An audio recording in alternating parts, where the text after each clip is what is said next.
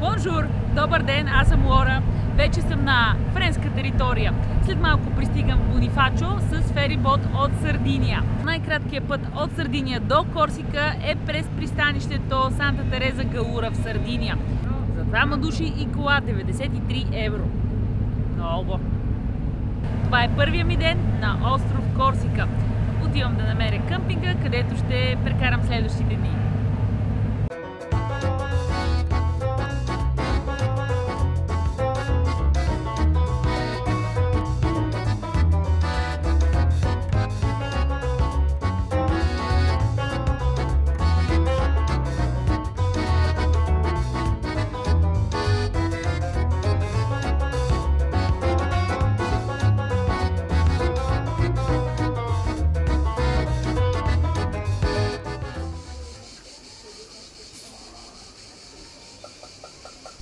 Лагерът е готов, малко късно, но време за следобедна дрянка, защото има хубава сянка. След това някакъв плаж. Когато слънцето не е толкова безпощадно, направо адската шеха тук.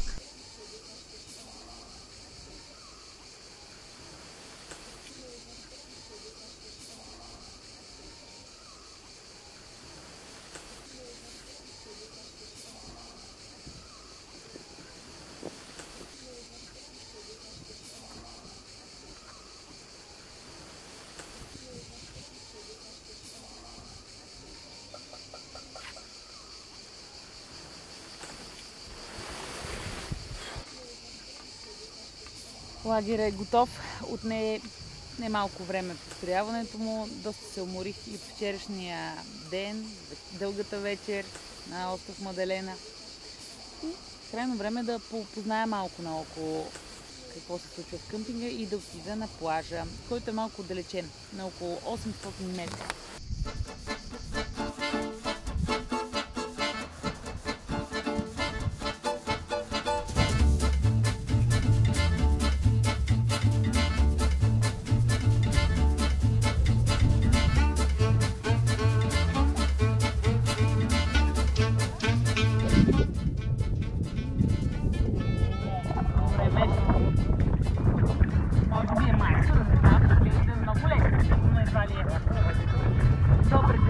Зад мен стига вървеч, да, много интересно. Днес май няма да има време. Никак не е дълбоко, супер прозрачна, прекрасна. Ветровито е да е, иначе нямаше да има и улица. Къде си била? Къде трябва да ида?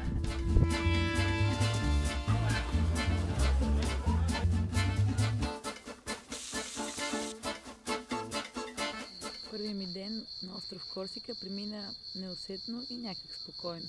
Толкова бях уморена след разпъването на палатката и се отдадох на заслужена почивка. Няколко часа след това кратък престой на плажа, апетитна вечеря с паста и сега е време за ароматно кафе с хрупкави корсикански бисквитки с бадеми. Така завършва първият ми ден на острова.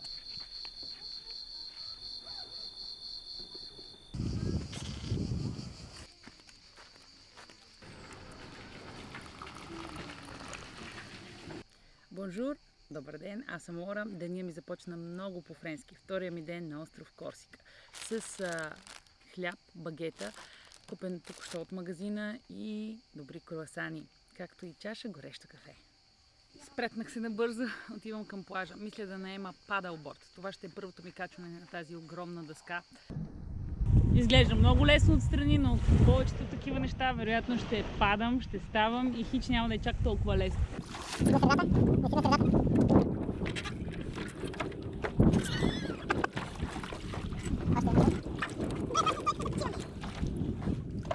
Обратно, ръцете. Обратно гръбото.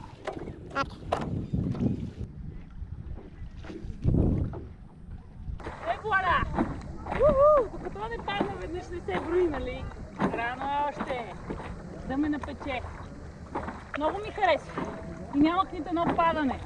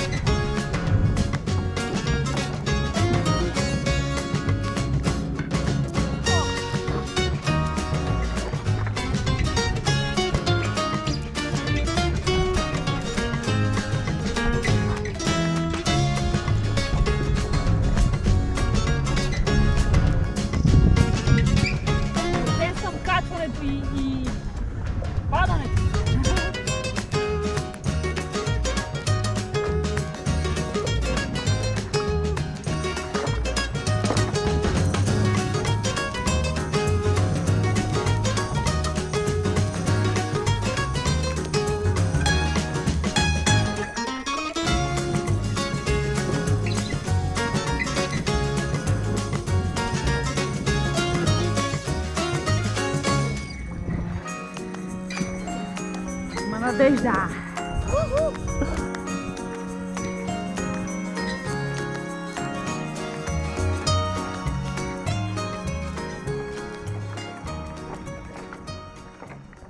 Както се казва, героите са уморени. След толкова време на дъската и във водата, падни стани, имаше много от това. Се поморих, едвам се добрах до палатката, но сега ще направя лек обяд с корсиканско сирене, което много прилича поне на вид на камамбер, корсикански салам, корсиканско вино и вкусния хляб, който си купих сутринта. Тази хрупкава коричка заслужава масло. Когато съм във Франция, май няма как да ям хляба с зехтин.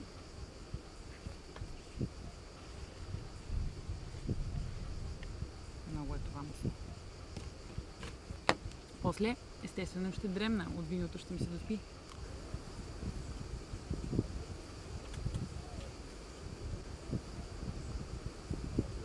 След следобедна дрянка е редно да се поразходя.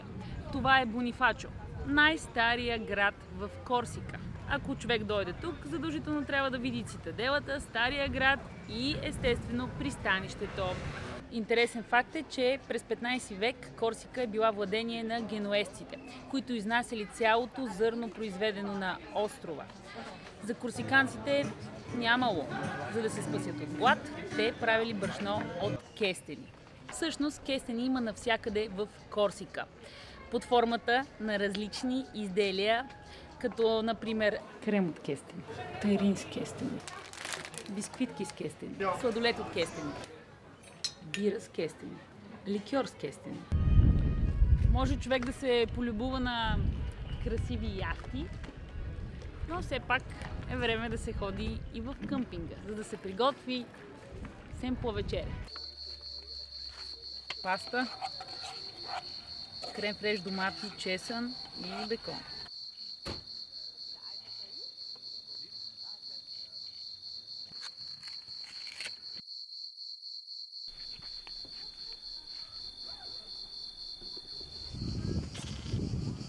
Здравейте, аз съм Лора, това е третия ми ден на остров Корсика. Отивам на плаж.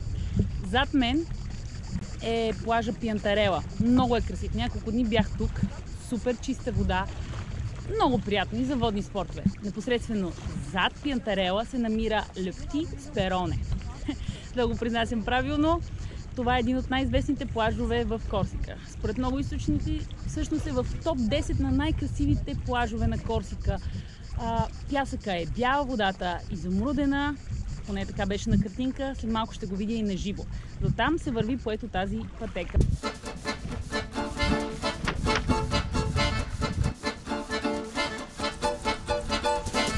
Ето го и плажа, от тук има място, където хората могат да се снимат преди да стигнат на него. Вижте!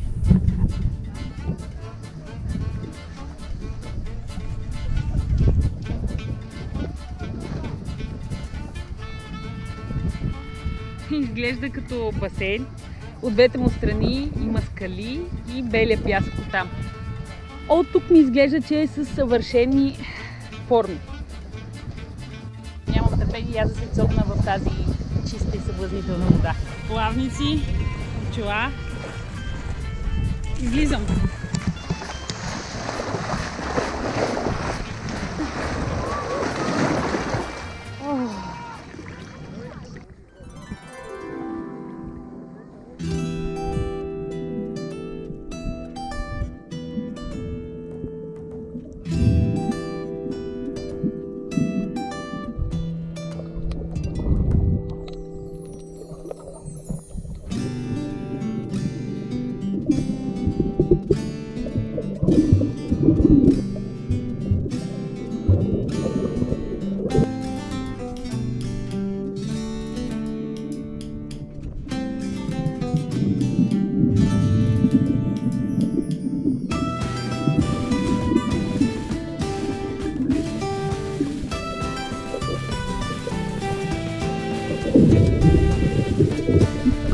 Велико е, много ми харесва. Морето, водата, всичките ви рибки.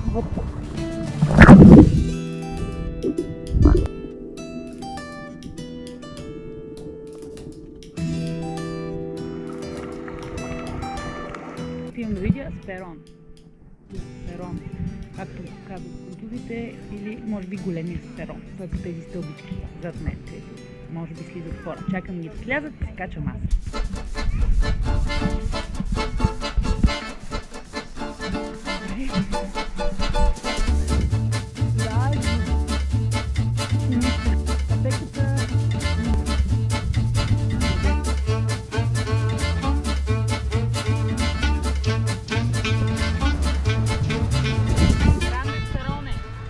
За мен май даже и по-красив от лепти пероне, малко с пероненце, защото виждаш цялата прелест на морето.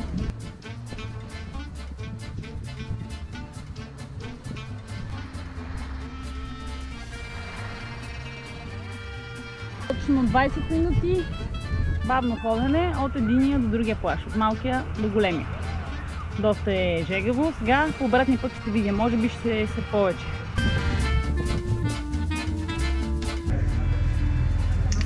Дългия път към къмпинга. Ореза. Сода. Отново съм в Бонифачо, след малко тръгвам нагоре, към цитаделата, към Стария град, но преди това ще хапна малко сладолед. Вярно, че е по-хубав от италианския няма, но толкова е горещо, че човек трябва да опита поне една топка местен сладолед. А и предлагат такъв с кестени. 5 евро за 2 сладоледа или 2,50 за един вкус. Ако искате още един вкус, 5 евро. Доста по-скъпо от Италия, от Сардиния и като количество е много по-пестеливо. Може би за това французите са във форма, не само защото спортуват.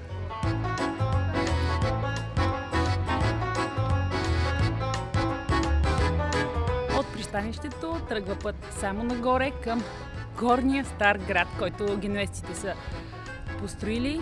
Там е и цитаделата. Трябва да се върви. Толкова е горещо, което го прави не особено приятно.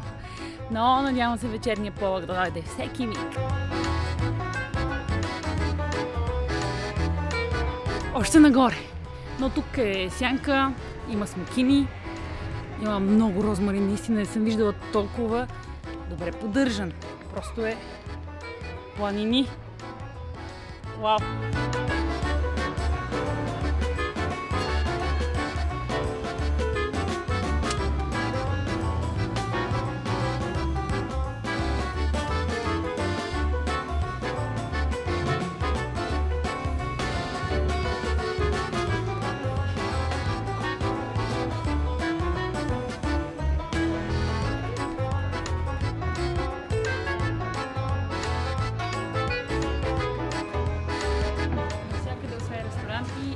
Има и сувенирни магазини, които предлагат естествено всичко от кестени, традиционни сладки, терини и какво ли още не.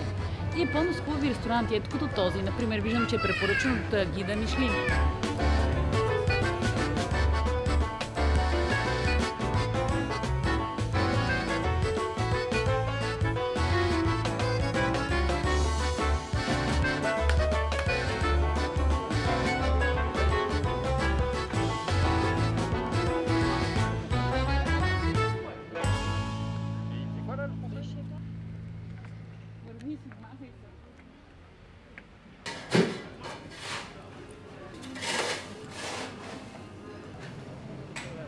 Alors, les films de Claire, les Zizini et les Gilardo.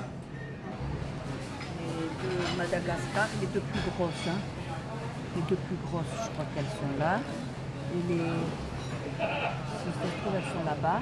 Et il y a quatre autres qui sont crevettes. Ça, c'est langoustine. Langoustine, окей. Дойде време за вечеря. Тук на пристанището в Бонифачо намерих едно местенце. Прилича на рибно пазарче, една сергийка, която предлагат стриди. Това ще е моята вечеря. Няколко вида стриди, има лангустини, доста са грамадни, рак, няколко вида скариди, различни. Има масло, хубав хляб, лук, чесън, майонеза. Това е щипката на лангустината. Чупи се така.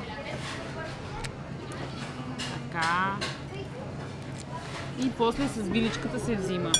Хубава вечеря ме очаква и лежер, както каза жената. С тази малка виличка се вади месото на лангустината.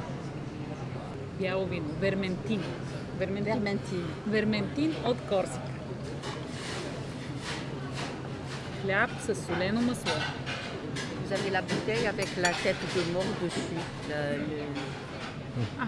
Окей, мавро. l'emblème de la Corse. Емблемата на Корсика, на бутилката. Стридите са супер пресни, студени. Когато се дъхава храна, много пръска навсякъде. Притеснявам се за моята рокли. Но месото на лангустината е много сладко. По-сладко от това на скаридата. Опашката е доста голяма, както се вижда. Скъса се. Я да видим. Падна на рачето щипката. С последната стрида свършва моята вечеря. И моя пореден ден на остров Корсика.